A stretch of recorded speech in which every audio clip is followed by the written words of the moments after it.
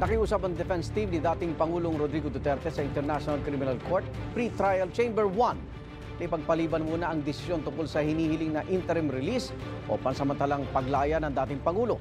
Paliwanag ng defense team, may mahalaga impormasyon silang hindi pa ibinibigay ng kanilang mga kinakausap para sa interim release. Hindi sinapubliko kung anong klaseng impormasyon ito, pero mahalaga raw ito sa magiging desisyon sa interim release.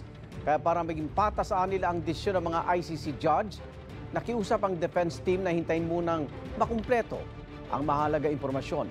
Wala pang sagot ang ICC Pre-Trial Chamber sa hiling ng defense team nitong July 18. Sabi naman ng anak ni dating Pangulong Duterte na si Vice President Sara Duterte, magkakuntsaba ang ICC at administrasyon ni Pangulong Bongbong Marcos para maaresto ang kanyang ama.